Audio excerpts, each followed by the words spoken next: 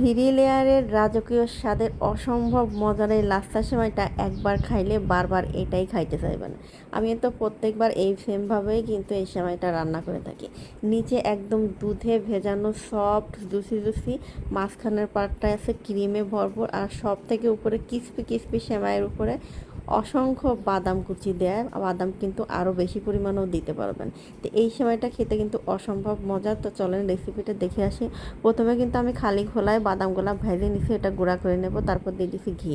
অবশ্যই কিন্তু সেমাইগুলো ভাজার জন্য ঘি দিতে হবে। ঘিয়ের মধ্যে দিয়ে দিলাম কয়েকটা কিশমিশ।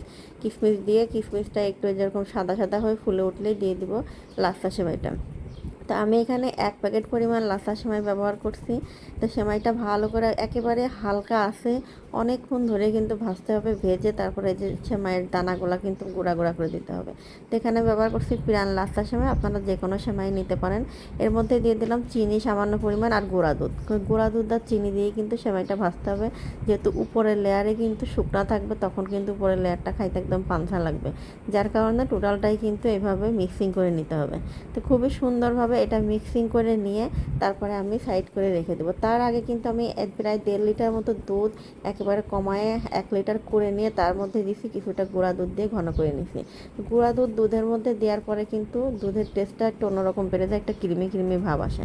তো ওই দুধ থেকেই কিন্তু আমি কিছুটা উঠাই নিয়ে তার মধ্যে দিয়ে দিলাম আরও কিছুটা গুঁড়া দুধ, কারণ ক্রিমের জন্য কিন্তু কনডেন্স মিল্ক লাগে। আমার কাছে কনডেন্স মিল্কটা নাই, যার কারণে আমি হচ্ছে ওই ঘন দুধের মধ্যে আবার গুঁড়া দুধ দিয়ে আরও বেশি ঘন করে নিয়ে তারপর দিয়ে দিলাম কিছুটা কাস্টার্ড পাউডার।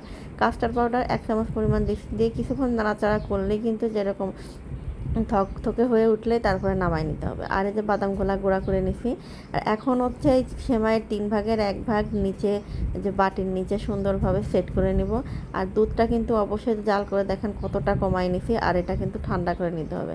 তো আমি যেহেতু মিষ্টি কম খাই, তাই এখানে মিষ্টির পরিমাণ কম দিছি। আপনারা যেরকম খান সেই পরিমাণে কিন্তু কমায় বাড়িয়ে দিতে পারেন। তো দুধটা এমন পরিমাণে দিতে হবে, দেখেন কীরকম পরিমাণে দিছি যে সেমাই কিন্তু দুধ চুষে নেওয়ার পরেও যেন দুধটা মানে সেমাইটা একটু নরম নরম থাকে।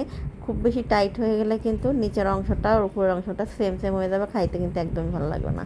তো এই জন্য নিচের অংশটা ভালো করে একটু বসিয়ে যাওয়ার পর আমি উপরে আরও কিছুটা দুধ ছড়াই দিয়ে তারপরে কিন্তু দিয়ে দিলাম আবার কিছুটা সেমাই। তো এই সেমাইটা না দিলে কিন্তু ওই যে ক্রিমটা দিলে নিচের যে জুসি জুসি ভাবটার মধ্যেই কিন্তু ক্রিম লেগে যাবে, তখন কিন্তু এই পার্ট টু পার্ট আলাদা হবে না।